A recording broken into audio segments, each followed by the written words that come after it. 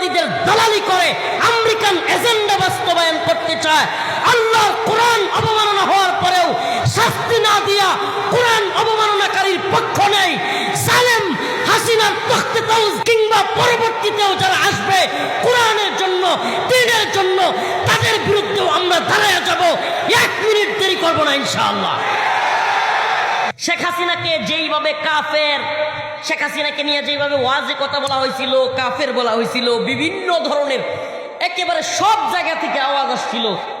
এখন যারা আল্লাহর নবীর সাথে বিষ্ণু কৃষ্ণরে তুলনা দিচ্ছে, এখন যারা রোজার সাথে পূজাকে তুলনা দিচ্ছে, এখন যে নেতা দেবী দুর্গা নাকি সমস্ত শুধু হিন্দুদের না সমস্ত মানব জাতির বলতেছে, দেবী দুর্গার শক্তি নাকি অনেক শক্তি, এগুলো যে সমস্ত নেতারা বলতেছে, এইবার আপনার জবান বন্ধ কেন? আমি একটা কথা একেবারে ক্লিয়ার বলি, আমরা আওয়ামী লীগ কিংবা শেখ হাসিনার বিরোধিতা করেছিলাম ইসলাম প্রশ্নে, দেশ প্রশ্নে, ঈমানের প্রশ্নে। তেমনি ভাবে বর্তমান সময়েও যদি কেউ ইসলাম এবং দ্বীনের প্রশ্নে, দেশের প্রশ্নে ছাড় দেয়, আপোষ করে, ও প্রিয় গাজীপুরবাসী, প্রিয় মুহিব্বিন ভাইরা, আল্লাহ রাব্বুল আলামিন বলেন নাই গাজীপুরে 5 তলা ভবনের মালিক সফল? গাজীপুরের হান্নু মিয়া ভাই আজকের কাউন্সিলর সুন্দর বক্তব্য দিয়েছেন, তিনি সফল।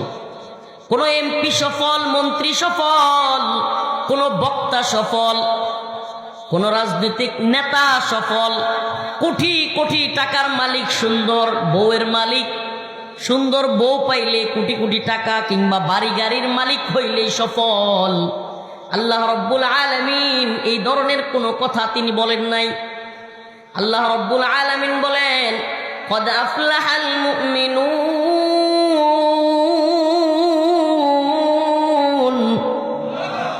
নিশ্চয়ই মুমিনরা সফল। কোন মুমিনরা? আল্লাযীনা হুম ফী সালাতিহিম খাশিউন, যারা খুশু খুজুর সাথে, বিনয়ের সাথে, একাগ্র চিত্তে রব্বে কাবার সামনে 5 ওয়াক্ত নামাজ আদায় করে। কারা সফল? গাজীপুরের কাউন্সিলর, বক্তা, মুফতি, কোটি কোটি টাকাওয়ালা, বাড়িওয়ালা, গাড়িওয়ালা। আমাদের সমাজের বাস্তবতা কি? 6 ডিজিটের চাকরি, লক্ষ টাকা বেতনের চাকরি যদি হয়, ভালো একটা বাড়ি থাকে, সুন্দর একটা বউ থাকে, পরিবারের সবাই যদি মোটামুটি সেটেল থাকে, পরিবার ভালো চলে, তাইলেই আমাদের মেয়েকে, ছেলেকে যদি ভালো জায়গায় বিয়ে দিতে পারি, বিয়ে করাইতে পারি, তাইলেই এই লোক নিজেরে খুব সফল মনে করে। আর যদি পরিবারের লোকজন বেশি থাকে, এলাকায় একটু প্রভাব থাকে, 8-10টা ভাই বেস্তা থাকে, একটু ক্ষমতা থাকে, তাইলে এই লোক এমনি এমনি চলে। আছে না নাই? তো এই লোক যে সফল মনে করলো আল্লাহর মানদণ্ডে, কোরআন সুন্নাহর মানদণ্ডে, ওই লোক সফল নাকি ব্যর্থ? সফল তখন যখন কোরআনের মানদণ্ডে, সুন্নাহর মানদণ্ডে। কোরআন তো সফলতার অনেক কথা বলেছে, এর মধ্যে এক জায়গায় আল্লাহ বলতেছেন, ফামান যুহজিহা আনিন নার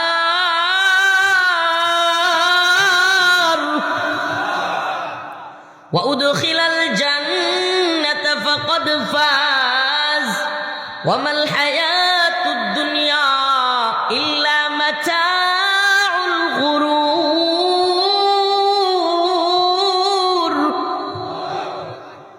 আল্লাহ রাব্বুল আলামিন বলেন, ফামান যুহজিহা আনিন নার, যারা কিনা জাহান্নামের আগুন থেকে মুক্তি পেল, ওয়া উদখিলাল জান্নাতা ফাকাদ ফাজ, এবং জান্নাতের মধ্যে প্রবেশ করলো, ফাকাদ ফাজ, তারাই হলো প্রকৃত সফল। তার মানে বোঝা যায় এই দুনিয়ায় মুমিনের সফল নাকি ব্যর্থ এটা বুঝার কোনো সিস্টেমই নেই। মুমিন প্রকৃতপক্ষে সফল কি ব্যর্থ এটা এই দুনিয়ায় বুঝার কোনো কি নাই। আমি এই দুনিয়ার বড় বক্তা, আল্লাহ মাফ করুক, আস্তাগফিরুল্লাহ, আপনি বড় বক্তা, বড় মুফতি, বড় শাইখুল হাদিস, বড় নেতা, বড় টাকাওয়ালা, বাড়িওয়ালা, গাড়িওয়ালা, বড় সাংবাদিক, বুদ্ধিজীবী, কলামিস্ট, কিন্তু দিন শেষে যদি আল্লাহ পাকের কাছে যেই দিন এক এক করে সবাইকে আল্লাহর সামনে দাঁড়াইতে হবে, ওয়াকুল্লুহুম আতিহি ইয়াউমাল কিয়ামাতি ফারদা, সবাইকে এক এক করে আল্লাহর সামনে দাঁড়াইতে হবে। ও শাহাবুদ্দিনের ছেলে রফিকুল ইসলাম, ওই অমুকের ছেলে অমুক, তমুকের ছেলে তমুক, সকলকে আল্লাহর সামনে একেবারে স্ট্রেট ফরওয়ার্ড দাঁড়ায়া প্রশ্নগুলোর জবাব দিয়া, এই দুনিয়াতে কি করলা, আমি যে যৌবন দিয়েছি কি করলা, আমি যে অর্থ সম্পদ দিয়েছি কোন পথে ব্যয় করলা, আমি যে তোমাকে সময় দিয়েছি, হায়াত দিয়েছি, এগুলো কোন পথে, টাকা পয়সা, যৌবন, সময় কোন পথে ব্যয় করলা, এগুলোর জবাব না দিয়া এক পা এদিক সেদিক হওয়ার কারো সুযোগ নাই। চিন্তা করছেন কখনো? প্ল্যানিং তো খালি যার ব্যবসা আছে আরেকটু ব্যবসাটাকে কেমনে বড় করব, যে চাকরি করে আরেকটু কিভাবে উন্নতি করা যায়, আরেকটু চাকরির মধ্যে কিভাবে প্রমোশন লওয়া যায়, ঘুষ দিয়া হোক, টাকা দিয়া হোক, বসেরে খুশি কইরা হোক, বসেরে তেল মাইরা হোক, সত্য মিথ্যা জালেম বস হইলেও না না বস আপনি খুব ভালো মানুষ, যেমনে মন চায় এমনি হোক, একটু প্রমোশনের আশায়, একটু টাকা পয়সা ইনকামের আশায়, একটু যশ খ্যাতির আশায়, একটু সুখে থাকার আশায় যা মন চায় আমরা তাই করতেছি। নাউজুবিল্লাহ। সত্য মিথ্যা যাচাই করবার দরকার প্রয়োজন বোধ মনে করতেছি না। মনে করতেছি আমি যে স্টেজে আছি এই স্টেজ থেকে একটু উপরে উঠতে পারলেই আমি সফল। আমি আপনাদের কাছে প্রশ্ন রাখতে চাই, ও গাজীপুরবাসী, যে কিনা বিভিন্ন গার্মেন্টস সোয়েটারে চাকরি করেন, কিংবা ছোট্ট ব্যবসা করেন, কিংবা সাধারণ কোনো জব করেন, কোটি কোটি টাকা নাই, সে চিন্তা করতেছেন কোটি টাকা হইলেই মনে হয় সফল হবেন। আমি বলি ভাই, কোটি টাকাওয়ালা হইয়া তারপরে সফল কি ব্যর্থ এটা দেখবার দরকার নাই, কোটিপতিদের দিকে দেখেন, একটু কোটিপতিদেরকে দেখেন। যারা ধনী আছে এরা রাগ করবে বললে, বেশিরভাগ কোটিপতি দেখবেন স্ত্রী কথা শুনতেছে না, সন্তান কথা শুনতেছে না, ঘরের কাজের লোকটা পর্যন্ত কথা শুনতেছে না। কি সফলতা ভাই, কোন সফলতা? কোটি কোটি টাকার মালিক, মনের মধ্যে প্রশান্তি নাই, ঠিক মতো ঘুমাইতে পারে না, রাত্রে ট্যাবলেট খায় ঘুমের, তারপরেও ঘুম হয় না। খাওয়া দাওয়ার মধ্যে এটার মধ্যে নিষেধাজ্ঞা, ওইটার মধ্যে নিষেধাজ্ঞা, এটা খাইতে পারে না, ওইটা খাইতে পারে না, ডাক্তারের নিষেধ, অভাব নেই।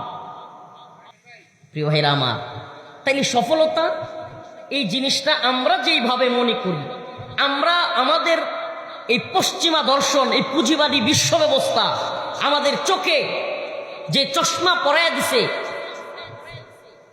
এই চশমা দিয়ে আমরা দেখি লক্ষ টাকার চাকরি, ভালো একটা বাড়ি, গাজীপুরে যদি একটা নিজস্ব জায়গা থাকে, উরি বাপ, তাইলে আর ঠেকায় কি?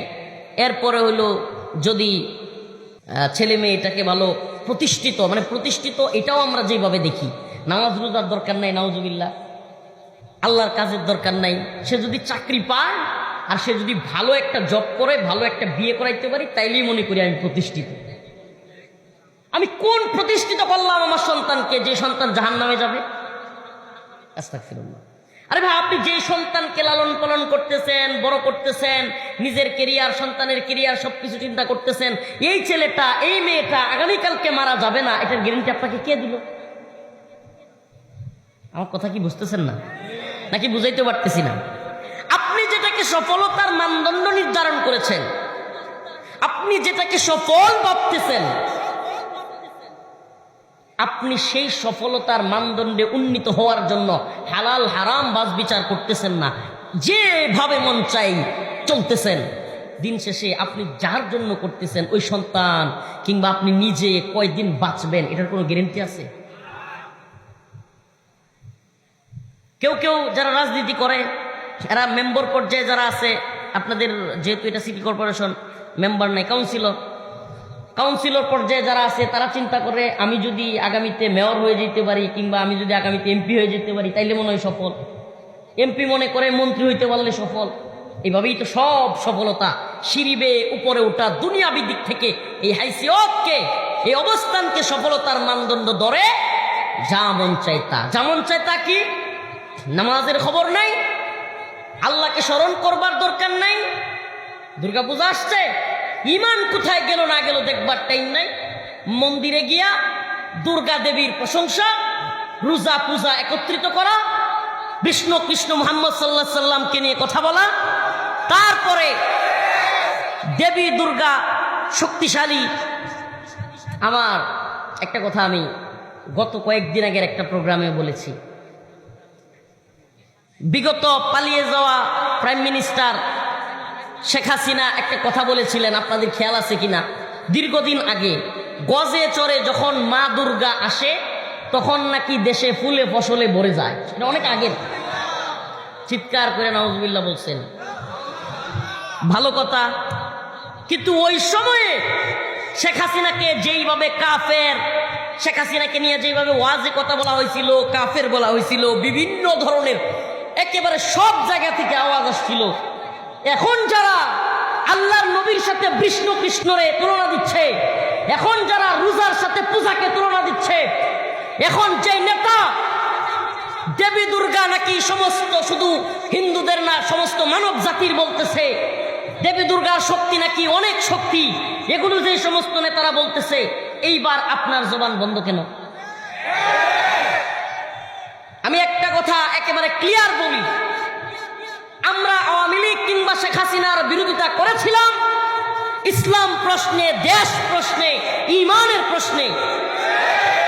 তেমনি ভাবে বর্তমান সময়েও যদি কেউ ইসলাম এবং দ্বীনের প্রশ্নে, দেশের প্রশ্নে ছাড় দেয়, আপোষ করে, হিন্দুত্ববাদীদের দালালি করে, আমেরিকান এজেন্ডা বাস্তবায়ন করতে চায়, আল্লাহর কোরআন অবমাননা হওয়ার পরেও শাস্তি না দিয়া কোরআন অবমাননাকারীর পক্ষ নেই, জালেম হাসিনার তখতে তাউজ কিংবা পরবর্তীতেও যারা আসবে কোরআনের জন্য, দ্বীনের জন্য, তাদের বিরুদ্ধেও আমরা দাঁড়ায় যাব।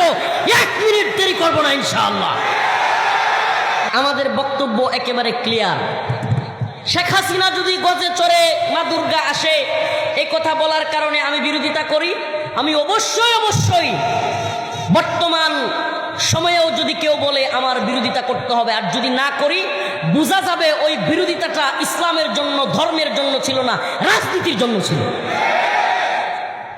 রাজনীতির জন্য ধর্মকে ব্যবহার করবেন না। সেটা কিরকম? ধর্মকে ইউজ করবেন না। আপনি রাজনীতি করেন, কিন্তু যদি আপনার দলের লোকও আল্লাহর বিপক্ষে, দ্বীনের বিপক্ষে, কোরআনের বিপক্ষে কথা বলে, অবশ্যই আপনাকে তখনও গর্জে উঠতে হবে। তাইলে বোঝা যাবে আপনার ধর্ম ঠিক আছে, আপনার ঈমান ঠিক আছে।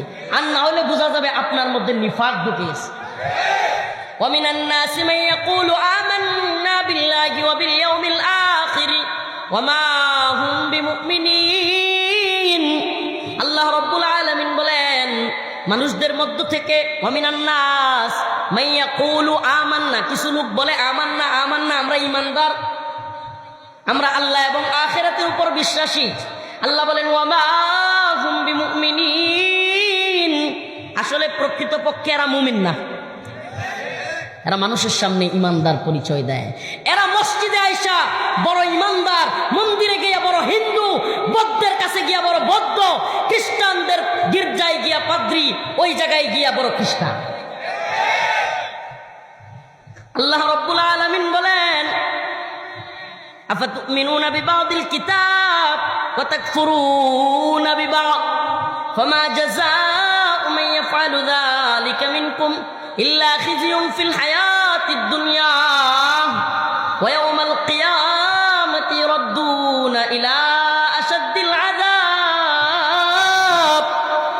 আল্লাহ রাব্বুল আলামিন বলেন আফাতুমিনুনা বিবাদিল কিতাব ওয়া তাকফুরুনা বিবাদ, তোমরা কি এই কোরআনের, এই কিতাবের কিছু অংশের উপর ঈমান আনলা, ওয়া তাকফুরুনা বিবাদ, আর কিছু অংশকে অস্বীকার করলা। ফামা জাযাউ মান ইয়াফআলু যালিকা মিনকুম, যারা এরকম করবা, কিছু বিশ্বাস করবা কিছু করবা না, নামাজের কথা বললে বলবা হ্যাঁ ঠিক আছে ভালো, রোজার কথা বললে বলবা হ্যাঁ ঠিক আছে, রোজা এক মাস কেন 1 বছর রাখো, আমাদের আপত্তি কি, না খাইলে তো আমরা আরো বেশি খুশি, আমরা খাইতে পারবো। হজের কথা বললে বলবা ঠিক আছে আপনি হজে যান, কিন্তু যদি বলা হয় জিহাদের কথা, যদি বলা হয় দ্বীনের জন্য প্রয়োজনে মরতে হবে, তাইলেই বলবা জঙ্গি মৌলবাদী। তাইলে বুঝা তাইলে বোঝা গেল আফাতুমিনুনা বিবাদিল কিতাব ওয়া তাকফুরুনা বিবাদ, তুমি কোরআনের কিছু মানো কিছু মানো না। কিতালের কথা বললে, জিহাদের কথা বললে তুমি যদি বলো মৌলবাদী জঙ্গিবাদী, আমি বলবো আল্লাহর কোরআনে যেই পরিমাণে কিতাল এবং জিহাদের আয়াত আছে অন্য কোনো ইস্যুতে এত পরিমাণে আয়াত নাই। সুবহানাল্লাহ। মুসলমানরা কেমনে টিকে থাকবে? এই যে আমাদের একজন কাউন্সিলর বলে গেলেন, ফোন আসছে বলতেছে হুজুররা মাইক দিয়ে সারাবাজি করে, মসজিদ মাদ্রাসা কিভাবে টিকে থাকবে? বাস্তবতা হলো মসজিদ মাদ্রাসা তখনই টিকে থাকবে যতদিন পর্যন্ত ইসলামের জন্য জীবন দেনে ওয়ালা টিকে থাকবে। এই দ্বীনের জন্য যতদিন পর্যন্ত জীবন দেওয়ার মতো ব্যক্তি রেডি থাকবে, শাহাদাতের তামান্নাওয়ালা মানুষ যতদিন তৈরি থাকবে, ততদিন পর্যন্ত এই মসজিদ মাদ্রাসা খানকা সব টিকে থাকবে। প্রিয় ভাইরা আমার, বন্ধুগণ আমার, তাইলে আমি আবারও বলতেছি, দেখেন আমাদের কথা একেবারে ক্লিয়ার। আমরা আওয়ামী লীগ কিংবা শেখ হাসিনার বিরুদ্ধে ছিলাম কি কারণে? এই কারণে যে সে দেশকে ভারতের গোলামে পরিণত করেছিল, এই কারণে যে সে আলেমদেরকে কারাগারে নিক্ষেপ করেছিল, এই কারণে যে সে শত শত মানুষকে গুম খুন নির্যাতন নিপীড়ন করেছিল। আলহামদুলিল্লাহ, একটা খুশির সংবাদ, যেই সমস্ত সেনা অফিসাররা এই গুম খুন আইনাগরের সাথে জড়িত ছিল, এত বড় বড় সেনা অফিসার হওয়ার পরেও এরা বিচারের আওতায় আসতেছে, আলহামদুলিল্লাহ। এটা অবশ্যই ডক্টর মোহাম্মদ ইউনূস সরকার, বিশেষ করে আন্তর্জাতিক অপরাধ ট্রাইব্যুনালের প্রসিকিউটর তাজুল ইসলাম সাহেবের সাহসিকতার ফসল। আমরা ধন্যবাদ জানাই, আমরা সেলুট জানাই। গুম খুন নির্যাতনের সাথে জড়িত সে যেই হোক, শেখ হাসিনা হোক কিংবা কোনো জেনারেল হোক, সেনাবাহিনীর ঊর্ধ্বতন কোনো কর্মকর্তা হোক, সবাই যেন ওই ছোট্ট শিশুকে গুলি করার কারণে শাস্তির আওতায় আসে। ওই ছাত্র ভাইদের বুকে গুলি করবার শাস্তি যেন সে পায়। ওই আমাদেরকে দিনের পর দিন রিমান্ডে কিংবা গুম করে নির্যাতনের বিচার যেন তাদের হয়, এটা আমাদের প্রাণের দাবি। প্রত্যেকটা আসামি, আমি নিজে তো একজন ভিকটিম, কি বলবো ভাই, আমি নিজে একজন রাজসাক্ষী ভিকটিম হওয়ার পরেও আল্লাহকে সাক্ষী রেখে কোরআন হাতে নিয়ে বললেও হে আওয়ামী লীগ বিশ্বাস করবে না এদেশে কি পরিমাণে আওয়ামী লীগ সরকার গুম খুন নির্যাতন নিপীড়ন করছে। এরপরে ওরা বিশ্বাস করবে না। কেন বিশ্বাস করবে না?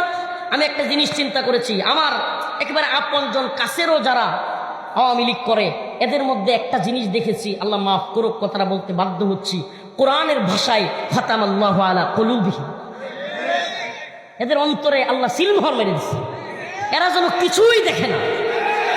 এরা, আমি যখন বলি কসমকে কোরআন নিয়ে যে ভাই আমাদের উপর নির্যাতন হয়েছে, অনেক মানুষকে নির্যাতন করেছে, নিপীড়ন করেছে, গুম করেছে, খুন করেছে, আমি নিজে সাক্ষী, তবুও এরা বিশ্বাস করবে না, তবুও এরা শুনতে চাইবে না। কেন? আল্লাহ বলছেন খাতামাল্লাহু আলা কুলুবিহিম ওয়া আলা সামঈহিম, কিছু লোকের অন্তরে আমি আল্লাহ সিল মেরে দিছি, কানে সিল মেরে দিছি, ওয়া আলা সামঈহিম ওয়া আলা আবসারিহিম, এদের কিছু লোকের চোখের মধ্যে আমি পর্দা ফেলে দিছি। আল্লাহ তাআলা এদেরকে হেদায়েত দান করুক। আরো জোরে বলেন আমিন।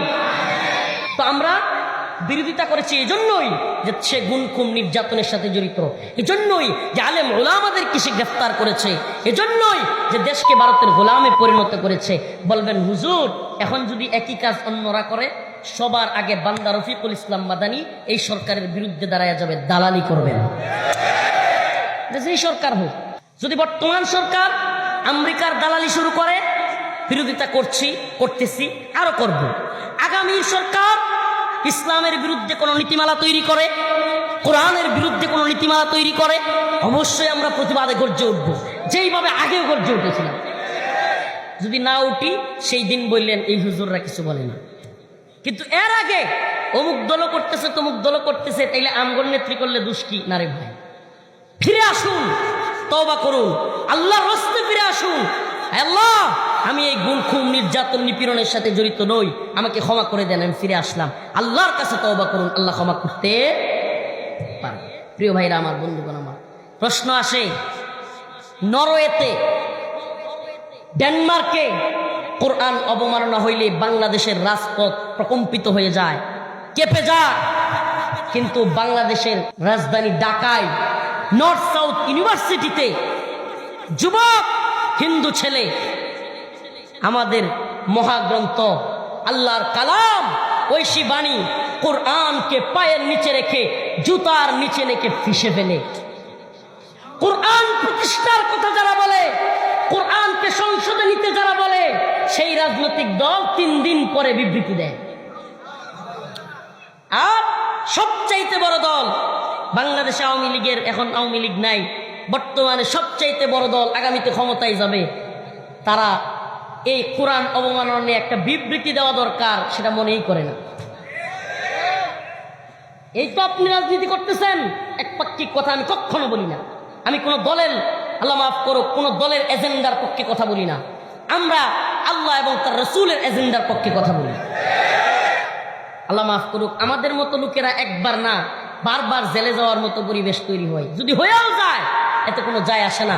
আল্লাহর জন্য, দ্বীনের জন্য এই জীবন কোরবান দেওয়ার জন্যই এই পথে আসছি।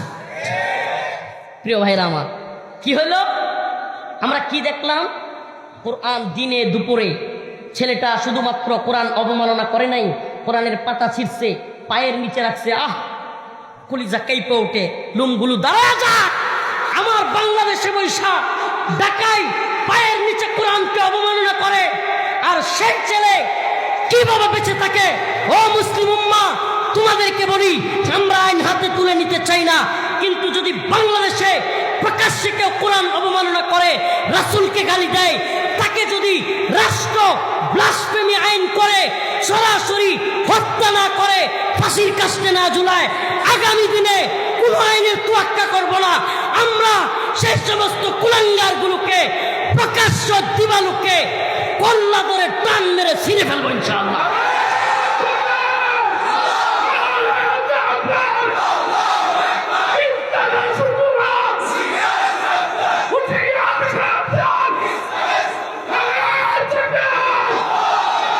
আমাদের বক্তব্য একেবারে পরিষ্কার। আপনারা যদি আইনি ভাবে তাদের সর্বোচ্চ সাজা নির্ধারণ করেন, এই বাবা সব সর্বোচ্চ সাজা যদি আপনারা নির্ধারণ করেন, এ মুসলমান আজকে কোরআনের আলোচনা শুনতে আসছেন, কোরআন পড়তে চান, মসজিদে যান, কোরআন চুমু খান, ঘরেও কোরআন রাখেন, আর আল্লাহর কোরআন অপমানিত হয়, কলিজা ফাইতে যায় না? এইভাবেও কেউ অপমান করে, কোরআনকে এইভাবে পায়ের নিচে রাখা এইভাবে ছিঁড়ে ফেলে। আমি বলছিলাম ওই দিন আমার ফেসবুক আইডিতে সরাসরি ঘোষণা দিয়া যে ওর পাগুলো যেইভাবে কোরআনের পাতা ছিঁড়ছে, ওই পা দিয়ে লাথি মারছে, ওর পাগুলো ছিঁড়ে ফেলেন, ওর পা ছিঁড়ে ওই নর্থ সাউথ ইউনিভার্সিটির সামনে ঝুলায় রাখেন। প্রিয় ভাইরা আমার, আপনাদের কাছে, আমাদের এই মিডিয়ার মধ্য দিয়ে সারা দেশবাসীর কাছে আমার বক্তব্য একেবারে পরিষ্কার করে দিই, সুস্পষ্ট। যদি শুনেন, কোনো ফেসবুক অ্যাকাউন্ট হ্যাক হয়েছে কিংবা ফেসবুক অ্যাকাউন্ট তার কিনা জানা যাচ্ছে না, এই ধরনের যদি কোনো গুজব হয়, আপনারা হুজুগে কোনো কিছু করবেন না। কিন্তু যদি কনফার্ম জানা যায় আল্লাহর কোরআনকে কেউ অবমাননা করেছে, আল্লাহর রসুলকে কেউ গালি দিয়েছে, আপনাদেরকে বলে গেলাম, বান্দা রফিকুল ইসলাম মাদানী আপনাদের সাথে প্রয়োজন হলে, আল্লাহ না করুক, হুকুমের আসামি হইতে রাজি আছে, ওইটারে পুইতা ফেলবেন। আরো কথা আছে, আমি নিজে আপনাদের সাথে প্রয়োজনে আসামি হব। রাষ্ট্র বিচার করতে ব্যর্থ হলে আমরা এদেরকে ধরে ছিঁড়ে ফেলবো। আর একবার যদি কোরআনকে এভাবে অবমাননা করা হয়, ইনশাআল্লাহ আমরা সেই জায়গায় একত্রে গিয়ে যেইভাবে পারি ওকে ইনশাআল্লাহ অবশ্যই শাস্তির আওতায় নিয়ে আসবো। আমরা আবারও বলছি, আমরা চাই আপনারাই শাস্তি দেন। আমরা নিজেরা শাস্তি দিতে চাই না, কিন্তু যদি আপনারা শাস্তি না দেন, বিলম্ব করেন, যদি আপনারা তাল বাহানা করেন, আমরা অবশ্যই ব্যবস্থা নিব। এটা আমাদের ঈমানের দাবি। আমি মুমিন, আমার সফলতা যে কোরআনের পথে চললে, আমার সফলতা যে কোরআনকে ধারণ করলে, আপনি সেই কোরআনকে এভাবে অবমাননা করবেন। আমরা তো আপনাদেরকে কোনোদিন অবমাননা করি না। আপনি বলেন, বাংলাদেশের চাইতে পৃথিবীতে কোন দেশে সুন্দরভাবে হিন্দু, বৌদ্ধ, খ্রিস্টান, মুসলমান বসবাস করে? কোন মুসলমান, আল্লাহ মাফ করো, কোন মুসলমান হিন্দু হওয়ার কারণে কাউকে মারতে যায়? হিন্দু, লোকটা হিন্দু এই কারণে কাউকে মারে? রাজনৈতিক সমস্যা, এলাকার পারিবারিক সমস্যা, এটা তো মুসলমানেও মারামারি হয়। তেমনি ভাবে হিন্দুদের সাথে বৌদ্ধদের সাথেও মারামারি লাগতে পারে। কিন্তু কোন ব্যক্তি বিধর্মী, এজন্য বাংলাদেশের কোন মুসলমান কোন অমুসলিমকে আঘাত করে না। আমরা অমুসলিমদেরকে আঘাতের পক্ষে নই, আমরা অমুসলিমদেরকে গালাগালির পক্ষে নয়, অমুসলিমদের উপাসনালয় ভাঙচুরের পক্ষে নয়। তাদের উপাসনালয়ে তারা উপাসনা করবে, তাদের ধর্মের গ্রন্থ তারা পাঠ করবে, তাদের ধর্মের গণ্ডির ভিতরে থেকে তারা তাদের কাজ করবে। আমরা আমাদের ধর্মের কাজ করব। এতে আমরা তাদেরকে বাধা দেওয়ার কিংবা তাদের বাড়িঘরে আক্রমণ করার পক্ষে নই। কিন্তু যদি বারবার হিন্দুদের মধ্য থেকে কেউ উস্কানি দিয়ে কোরআন এবং রসুলকে অবমাননা করে, মুসলমান কয়বার সহ্য করবে? ভারতে গরু গোশত খাওয়ার অপরাধে মুসলমানকে পিটায় মেরে ফেলা হয়। ভারতে আই লাভ মুহাম্মদ সাল্লাল্লাহু আলাইহি সাল্লাম লেখার কারণে মুসলমানকে পিটায় মেরে ফেলা হয়। প্রকাশ্যে রাস্তায় জুমার নামাজ আদায় করবার কারণে মুসলমানদেরকে পিটায় মেরে ফেলা হয়। কোনো দিন শুনছেন যে মন্দিরের দুর্গাপূজার ওই যে শেষ দিন প্রতিমা বিসর্জন দিতে গেছে আর মুসলমান ডুলবাজার খেপে গিয়া সবগুলোরে পিটায় মেরে ফেলছে? শুনছেন? কোনোদিন শুনছেন? উল্টা মুসলমানরা উল্টা তাদের ওগুলোতে পাহারা দেয়। আমি বলি প্রিয় ভাইরা আমার, বন্ধুগণ আমার, ইমানের ব্যাপারটা আগে জানবেন। আপনি যে কোনো দলের রাজনীতি করেন, অবশ্যই অবশ্যই আপনার ইমান ঠিক রেখে পারলে রাজনীতি করবেন, আর না হয় গণতান্ত্রিক রাজনীতি বর্জন করেন। যদি মনে করেন এই দল করলে আমার ইমান ঠিক থাকে না, এই দল করলে মূর্তি পূজায় যাওয়াই লাগে, মন্দিরে গিয়া সেলফি তোলাই লাগে, এই দল করা যাবে না। যদি মনে করেন আপনার দলের হাইকমান্ড, দলের বড় নেতা আপনারা জোর কইরা পাঠায় এবং ওখানে যেতেই হয়, সেলফি তুলতে হয়, শুভেচ্ছা জানাইতে হয়, হাসি খুশি থাকতে হয়, ইমানদার কখনো মূর্তি পূজায় হাসি খুশি থাকতে পারে না। আমার বাড়ির সামনে হিন্দুদের বাড়ি, ওই মূর্তিগুলো প্রতিমাগুলো ফেলতেছে। আমি নদীর পাড়ে বসেছিলাম, বিকেল দিকে সন্ধ্যার আগ দিয়া মামারে নিয়া, যখনই এগুলো ডাক ডুল শুনছি ফালাইতে আসতেছে, আল্লাহ মাফ করুক, তৎক্ষণাৎ মামারে বললাম তাড়াতাড়ি চলো মাদ্রাসার দিকে জায়গা, এখানে আর বসে থাকা যাবে না। কারণ মূর্তিকে যখন পূজা করা হয় মুমিনের অন্তরে কষ্ট হয়। আর যদি কষ্ট না হয়, যদি ভালো লাগে, বুঝবেন আপনার আল্লাহ মাফ করুক ইমানের মধ্যে নেফাক ঢুকে গেছে। ইমানের মধ্যে কি হয়েছে? ঢুকে গেছে। আপনি ওখানে গিয়ে শুভেচ্ছা জানাতে পারেন না। শুভেচ্ছা জানানো মানে কি? শুভেচ্ছা জানানো মানে তুমি এটা আরো করো, উৎসাহ দেওয়া। জীবনে কোনোদিন কোন চোর এলাকার মধ্যে চুরি করে শুভেচ্ছা জানাইছেন? বলেন, শুভেচ্ছা জানাইছেন? মনে করেন এক সূরার নাম কাল্লা সূরা। কি সূরা? কাল্লা সূরা। এলাকার সব চুরি করে, বাড়িতে জিনিসপত্র রাখা যায় না, টাকা পয়সা রাখা যায় না, সোনা গহনা রাখা যায় না, দোকানপাট কিছুই রাখা যায় না, এমন এক সূরা। ওই সূরার নাম কাল্লা সূরা। লোকেরা নেতারা ওই কাল্লা সূরার নামে পোস্টার করছে, কালুয়া চোরা তুমি চুরি করতে যাও, তোমাকে লাল গোলাপের শুভেচ্ছা। জীবনে কোনোদিন কেউ এই কালুয়া চোরাকে শুভেচ্ছা জানাইছে? আমার প্রশ্ন, আপনি চুরির অপরাধ বুঝতে পারছেন, চুরি করা খারাপ জিনিস বুঝতে পারছেন, চুরির কারণে কাউকে শুভেচ্ছা জানান না। আমার জানতে চাওয়া, আমার আপনার কাছে জিজ্ঞাসা, আপনার কিভাবে মনে হলো আল্লাহর সাথে যে আল্লাহ আপনাকে খাওয়ান পালেন, যে আল্লাহ তামাম পৃথিবী সৃষ্টি করেছেন, এই আকাশের মালিক, এই জমিনের মালিক, এই বাতাসের মালিক, এই পানির মালিক, এই অক্সিজেন সব কিছুর মালিক যিনি, আপনাকে পালেন যিনি, খাওয়ান যিনি, সে আপনার রবকে শিরিক করছে। সেই শিরিকের মধ্যে আপনি গিয়া শুভেচ্ছা জানাচ্ছেন, এটা কি চুরির চাইতে নরমাল বিষয় হয়ে গেল? আপনার কাছে চুরির চাইতে আল্লাহর সাথে শিরিক করা দুর্বল হয়ে গেল? কিভাবে শুভেচ্ছা জানালেন? আপনি যত বড় দলের নেতা হতে পারেন, যত বড় দলের আমির হইতে পারেন, যত দলের বড় পীর হইতে পারেন, মনে রাখবেন আপনি অন্য ধর্মের পূজায় শুভেচ্ছা জানানোর দ্বারা আপনার ঈমান নবায়ন করার পরিস্থিতি চলে আসছে। একটা কথা ক্লিয়ার বলি, অনেকে ভুল বুঝবে, হুজুর তাইলে কি আমরা অমুসলিমদের সাথে কোনোভাবেই চলতে ওঠা বসা বা কিছুই পারবো না?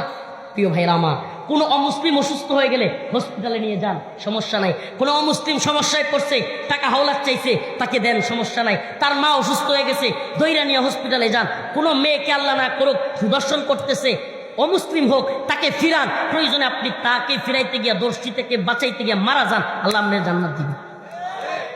এগুলোতে সমস্যা নাই। প্রিয় হাজিরিন, সমস্যা হলো কোনো ধর্মীয় কাজে অমুসলিমদেরকে হেল্প করা।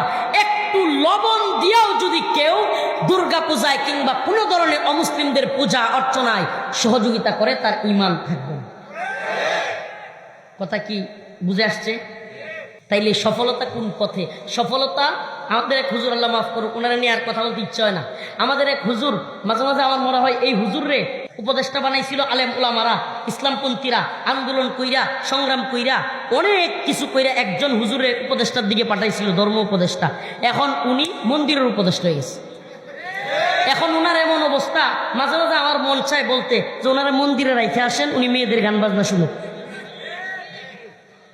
এমন অবস্থা যে ওনার এগুলো ছাড়া আর কোনো কিছুর টাইম পায় না, এগুলোতেই উনি খুব হ্যাপি। প্রিয় ভাইরা আমার, বন্ধুগণ আমার, এজন্য বলি আপনি ইমানদার। সবার আগে সফল হইতে হলে আপনি ইমানদার, এই কনসেপ্ট মাথায় রাখতে হবে। আমি ইমানদার, আমি সব কাজ করতে পারি, আমি সব কাজ করতে পারি। আমার ইমান চলে যায় এমন কাজে গেলে আমি সফল না ব্যর্থ? বলেন সফল না ব্যর্থ? قد أفلح المؤمنون الذين هم في صلاتهم خاشعون। মুমিন সফল, আল্লাহ বলেন নিশ্চয়ই মুমিন সফল। কোন মুমিন? الذين هم في صلاتهم خاشعون, যে বিনয়ের সাথে একাগ্র চিত্তে খুশুর সাথে 5 ওয়াক্ত নামাজ পড়ে। আজকে থেকে নিয়ত করেন 5 ওয়াক্ত নামাজ পড়বেন। লিল্লাহি তাকবীর। আয় আল্লাহ বলেন, আয় আল্লাহ আমি তওবা করিতেছি, আজকে থেকে নামাজ ছাড়ব না। আয় আল্লাহ আমি তওবা করিতেছি, আর কোনোদিন আপনি নারাজ হন এমন শিরকের কাজে আমি শরীক হব না। আর কোনোদিন পূজায় শুভেচ্ছা জানাবো না, আর কোনোদিন পূজায় শরীক হব না। ধর্ম যার যার, উৎসবতা। হাসিনার ডাইলগ হাসিনা গেছে গা বুঝলা যায়, হাসিনার ডাইলগ হাসিনা গেছে গা।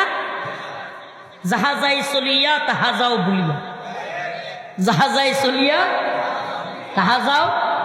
যারা এখনো ভুলিতে পারিতেছেন না, আপা আপা করিতেছেন, তাহাদের জন্য সুসংবাদ হইল জেনারেলদের পরেই ইনশাআল্লাহ আপাকে আনারও চেষ্টা করা হইবে। ঠিক আছে ইনশাআল্লাহ? দাপে দাপে দাপে দাপে, বুঝেন না? না হলে সিস্টেমে যদি না আগানো যায়, হুট করে দেখবেন যে কোনো বিদ্রোহ হয়ে যেতে পারে। এই জন্য সিস্টেমে, মানে বুঝেন না, সিস্টেমে আগাইতেছে। ইনশাআল্লাহ আমরা এই বিচার প্রক্রিয়ার, এই প্রক্রিয়ায় সমস্ত জালেমদের বিচার প্রক্রিয়ায় আমাদের ফুল সমর্থন আছে।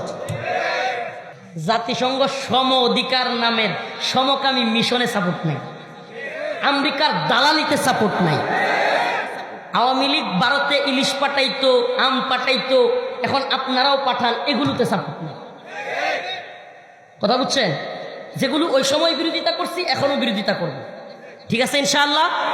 নীতি নৈতিকতা এক রকম থাকতে হবে। ইনশাআল্লাহ আমরা নামাজ পড়বো তো ইনশাআল্লাহ? 5 ওয়াক্ত নামাজ পড়বো তো ইনশাআল্লাহ? খুজুর সাথে, বিনয়ের সাথে, একাগ্র চিত্তে একমাত্র রব্বে কাবাকে খুশি করবার জন্য। ও ভাই, ও গাজীপুরের মুসলমান, একটা কথা বলে যায়, আমি গুনাহগার, কিন্তু তোমাদের তরে, তোমাদের সমীপে প্রিয় ভাইরা আমার, প্রিয় বাবারা আমার, আপনাদের কাছে একটাই রিকোয়েস্ট, মন প্রাণ দিয়ে কোনো বিপদে পড়লে 2 রাকাত নামাজ পড়ে দেখবেন যে অশান্তিতে আছেন, স্ত্রী কথা শুনে না, বাচ্চা কথা শুনে না, কিংবা বাচ্চাটা অসুস্থ, টাকা পয়সা নাই, অভাবের সংসার, কোনো জুলুমের শিকার হয়েছেন, কোনো কাজে খুব ঝামেলা হচ্ছে, অস্থির অস্থির, মন মেজাজ ভালো না, নিয়মিত ফজরের সালাত করেন, অন্তর প্রশান্তি দেওয়ার মালিক আল্লাহ। আপনাদেরকে কনফার্ম বলে যায়, ট্যাবলেট খাচ্ছেন, অনেক ডাক্তার দেখাচ্ছেন, কিন্তু মনও ভালো লাগে না, শরীরও ভালো লাগে না, নিয়মিত ফজরের নামাজ আদায় করেন, কনফার্ম আপনার শরীর মন সব ভালো লাগবে। সুবহানাল্লাহ। কেন? এই যে কাল, এই যে আত্মা, এই আত্মা এমন এক মালিক সৃষ্টি করেছেন, এই আত্মা টাকা চিনে না, এই আত্মা বড় বাড়ি চিনে না, গাড়ি চিনে না, সুন্দরী বউ চিনে না। এই কলব বাড়ি দেখে, গাড়ি দেখে, টাকা দেখে প্রশান্ত হয় না, ওই কলবের স্রষ্টা যিনি, ওই কলব তাকে সিজদা দিলেই প্রশান্ত হয়। এই কলব ওই রবকে যখন সিজদা দেওয়া হয় তখনই একমাত্র কি হয়। আরো যদি বুঝতে সহজ হয়, শুক্রবারে জুমার নামাজের পরে মনটার অবস্থা কি হয় একটু বুঝে নিন। শুক্রবারে গোসল করে পরিপাটি অবস্থায় জুমার নামাজটা আদায় করে বের হইলে মনের অবস্থা কেমন থাকে, অন্য সময় কেমন থাকে, এই দুইটা মিলিয়ে নিলেই বুঝবেন ইমানের নূর, ইমানের প্রশান্তি, আল্লাহর সামনে দাঁড়ায়া সিজদা দেওয়ার খুশু খুজুর সাথে, বিনয়ের সাথে রব্বে কাবাকে সিজদা দেওয়ার মজা এটা যে কি তখন বুঝতে পারবেন। قد أفلح المؤمنون الذين هم في صلاتهم خاشعون والذين هم عن اللغو معرضون। আল্লাহ রাব্বুল আলামিন বলেন, ওই মুমিন সফল যারা খুশু খুজুর সাথে নামাজ পড়ে, والذين هم عن اللغو معرضون, এবং ওই মুমিনও সফল যারা কিনা লাগভি অহেতুক আজাইরা, যেটার মধ্যে দিনের কোনো ফায়দা নাই কিন্তু ক্ষতি আছে, এই ধরনের কাজে মুমিন শরীক হইতে পারে। যাত্রা, ফাত্রা, মেলা, মেয়ে ছেলে একসাথে ঘোরাঘুরি, আড্ডা, ফাংশন, হারাম কাজে শরীক হওয়া, এগুলো কোনো মুমিনের কাজ হইতে পারে। আমার এক ভাই আহমেদ সাদিক ভাই, আল্লাহ তারা কবুল করুক, বলে না আমি, সামনাসামনি বলা ঠিক না, আল্লাহর বান্দা ছোট্ট একটা ব্যবসা করে, হোটেল আছে, মনটা অনেক বড়, লক্ষ লক্ষ টাকা দিয়া, আলহামদুলিল্লাহ লাখের উপরে টাকা দিয়া আমাদের সাথে। ওই যে কিছুদিন আগে বন্যা হইলো, আমার নিজের গাড়িতে কইরা ভাই লক্ষাধিক টাকা দিয়া সেই খুলনা পায়ে হেঁটে ঘুরে ঘুরে আমরা মানুষের কাছে ত্রাণ দিয়ে আসছি। আজকে এই মানুষটা আপনাদেরকে এই অশ্লীলতা ব্যাখ্যাপনা থেকে বাঁচানোর জন্য গাজীপুরে চেষ্টা করছে। আমরা অনলাইনে এগুলো দেখি। এখন আপনি এই লোকটারে দেখতে পারেন না, আপনি আসলে এই সাদিক বা এই রুবেল ভাইকে দেখতে পারেন না এমন না, আপনি আসলে ইমানকে, দিনকে, ইসলামকে দেখতে পারেন না। কারণ আল্লাহ বলছে, ওয়াকরনা ফি বুয়ুতিকুন ওয়ালা তাবাররাজনা তাবাররুজাল জাহিলিয়াতিল উলা। হে মুমিন নরনারীরা, হে মুমিন নারীরা, তোমরা কখনোই জাহিলিয়তের জামানার মেয়েদের মতো অবাধে বেহায়ার মতো ঘোরাঘুরি করো না। এটা কার কথা? তাইলে বলেন, আমাদের মা বোনেরা যদি অবাধে বেহায়ার মতো, আমাদের মা বোনেরা যদি বেপরদায় ঘুরতে থাকে, এই যুবক বকাটেদের নজর পড়ে আর সে ধর্ষিতা হয়, এই দায় কি আমার আপনার আছে না? গার্ডিয়ান যারা তাদের আছে না? তাদের দায় তো আছেই। আল্লাহ রাসূল বলেছেন, লা তাদখুলুল জান্নাহ, ওই সমস্ত গার্ডিয়ানরা জান্নাতে যাবে না যারা তাদের মেয়েকে, যারা তাদের সন্তানকে, বোনকে, স্ত্রীকে পর্দায় রাখে নাই কিংবা বেপরদায় ছাইরা দিয়ে আসে খুশি। এরা হলো দায়ুস। এরা কি? আপনি কি দায়ুস হইতে চান? আল্লাহ আমাদেরকে দায়ুস হওয়া থেকে বেঁচে থাকার তৌফিক দান করুন। বলে না আমি। সমস্ত অশ্লীলতার বিরুদ্ধে, সমস্ত বেহায়াপনার বিরুদ্ধে রুখে দাঁড়াবেন ইনশাআল্লাহ। হিম্মত আছে তো? মাদকের বিরুদ্ধে রুখে দাঁড়াবেন, হিম্মত আছে তো? অশ্লীলতা, বেহায়াপনা, সুদ, ঘুষ, বকাটে, চুরি, চিন্তায়, এগুলোর বিরুদ্ধে রুখে দাঁড়াবেন, সাহস আছে তো? যদি জীবন দেওয়ার মতো হিম্মত না থাকে, গোলামি করতে হবে। একবার গোলামি করব ভারতের, আরেকবার গোলামি করব আমেরিকার, এরপরে যে কার গোলামি আল্লাহ জানে। এজন্য আমি মাঝে মাঝে বলি প্রভু পাল্টায় গেছে কিন্তু গোলামগুলো একই আছে। এটা আমার একটা স্লোগান। প্রভু কি হয়েছে? পাল্টায় গেছে, ভারত থেকে আমেরিকার দিকে গেছে, কিন্তু গোলামগুলো একই আছে। এই যে জেনারেল 15টা শাস্তির আওতায় আসলো, এরা গোলামি করছে কার? আল্লাহর নাকি ভারতের? আল্লাহর নাকি হাসিনা? বলেন না। জেনারেল হইয়াও, আর্মিদের, সেনাবাহিনীর এত উপরের লেভেলের কর্মকর্তা হইয়াও গোলামি করছে কার? আর আমি সাধারণ হুজুরে গোলামি করি আল্লাহর। কাউরে দেখবার হাসিনা কেডা, মুদি কেডা, ভারত কেডা, আমেরিকা কেডা, আমগর দেখবার টাইম নাই, একমাত্র আল্লাহর। আমি গোলাম আল্লাহর, তুই গোলাম ভারতের। আমি গোলাম আল্লাহ, তুমি গোলাম আমেরিকার। আমি গোলাম আল্লাহ, তুমি গোলাম হাসিনার। সুবহানাল্লাহ। তাইলে কোন গোলামির লাভ আছে? সুবহানাল্লাহ। এমন লাভ এই গোলামির যে শেষ নিঃশ্বাস ত্যাগ করার সাথে সাথে ইন্নাল্লাযীনা আমানু ওয়া আমিলুস সালিহাত কানাত লাহুম জান্নাতুল ফিরদাউসি নুজুলা। এই গোলাম চোখটা বন্ধ করবে।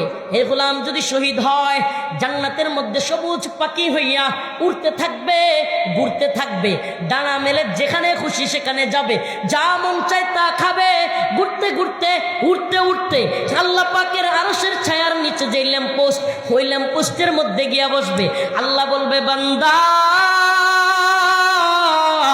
আয় আমার প্রিয় বান্দা, বল তুই আর কি চাস? শহীদ বলবে, আল্লাহ আপনি অনেক দিয়েছেন, আর কিছুই চাই না। তোমরা আমাদেরকে কি করতে পারবা? সর্বোচ্চ এই দুনিয়ার জেল জুলুম নির্যাতন কইরা শেষ মুহূর্তে ফাঁসি দিয়া কিংবা গুলি কইরা শহীদ করতে পারবা। আরে তুমি মনে করতেছো এটা ব্যর্থ, মুমিনের শাহাদাত ব্যর্থ হইতে পারে না। তুমি যেটাকে ব্যর্থ মনে করো, আমি সেটার তামান্না করি। আমার রাসূল সেটার তামান্না করেছেন। লাওয়াদিতু আন আগজুয়া ফাউক্তাল সুম্মা আগজুয়া ফাউক্তাল। আমার রাসূল বলেছেন, আয় মেরে মালিক, আয় আল্লাহ, আমার একটা জীবন দিয়েছেন, মনে চাই এই জীবন দিয়া ইসলামের জন্য যুদ্ধ করি, শহীদ হই। আরেকটা জীবন দিলে লাউজুয়া ফাউক্তাল, আবারও জীবন দিলে আবারও আমি জীবন দিয়া আবারও শহীদ হই। আবারও জীবন দিলে আমারে যতগুলো জীবন দিবেন, সুম্মা আগজুয়া ফাউক্তাল, আমি আবারও আপনার রাস্তায় জিহাদ করি এবং শহীদ হই। তুমি মইরা যাওয়ারে মনে করো ব্যর্থতা, আর আমি শহীদ হওয়াকে মনে করি সফলতা। আমাদের লাশ ডাস্টবিনে পড়ে থাকতে পারে, আমাদের লাশ টুকরো টুকরো হয়ে যাইতে পারে, আমার লাশের টুকরা আমার মা না পাইতে পারে, কিন্তু আমার রব যদি আমার প্রতি খুশি হয়ে যায়, মান লাহুল মাওলা ফালাহুল কুল। আরে দুনিয়ার কেউ আমার সাথে না থাকলেও আমার রব যদি আমার সাথে থাকে, পুরো পৃথিবী আমার। আর যদি পুরো পৃথিবীও আমার হয়ে যায়, আমি পৃথিবীর বাদশাহ হয়ে যায়, আমার রব যদি নারাজ হয়ে যায়, পুরো পৃথিবী আমার ব্যর্থতা। ঠিক না? অতএব মুমিনের সফলতা, মুমিন সঠিক পথে চলবে, ঈমানের পথে চলবে, নামাজ পড়বে, অটল অবিচল থাকবে, কোরআনের পক্ষে কথা বলবে। ওমাই ইতিল্লাহ ওয়া রাসূলহু ফাকাদ ফাযা ফাওজান আযীমা। সে আল্লাহ এবং তার রাসূলের অনুসরণ করবে এবং প্রকৃত সফলতা জান্নাতের পথে, আল্লাহ রাজি খুশির পথে, ওই আল্লাহ পাকের দিদার। জান্নাতের সবচাইতে বড় নিয়ামত হলো মাওলা পাকের দিদার। আরে ভাই, একটু কি মন চায় না যেই মালিক সৃষ্টি করলো, হাত দিল, পা দিল, কান দিল, নাক দিল, খাওয়ার জন্য জিহ্বা দিল, হাই রে কত ধরনের স্বাদ। ইলিশ মাছের কল্লার মধ্যে এক ধরনের মজা, লেঞ্জার মধ্যে আরেক মজা, মাছের পেটির মধ্যে আরেক মজা, ডিমের মধ্যে আরেক মজা। সুবহানাল্লাহ, এত স্বাদ, এত মজা চাকবার জন্য যে জিহ্বা দিল, সব কিছু যিনি দিলেন, সেই স্রষ্টাকে একবার দেখতে কি ইচ্ছা হয় না? দেখতে পারবো কিভাবে? যদি জান্নাতে যাই। দেখতে পারবো কখন? যদি আল্লাহ তাআলা ক্ষমা করেন। আল্লাহ পাক আমাদের সবাইকে ক্ষমা করুক, বলে না আমিন। আল্লাহ পাক প্রত্যেককে ঈমানের উপর অটল অবিচল থাকবার তৌফিক দান করুক, বলে না আমিন। আল্লাহ পাক সবাইকে মৌলিক সফলতার রাস্তায় চলার তৌফিক দান করুক, বলে না আমিন। এই দুনিয়া কিছুই না, আমাল হায়াতুদ দুনিয়া ইল্লা মাতাউল গুরুর। এই গুরুরের ব্যাখ্যায় আসছে, মহিলারা নেকড়া, হায়েজ নেফাজের পরে একটা নেকড়া ব্যবহার করে না।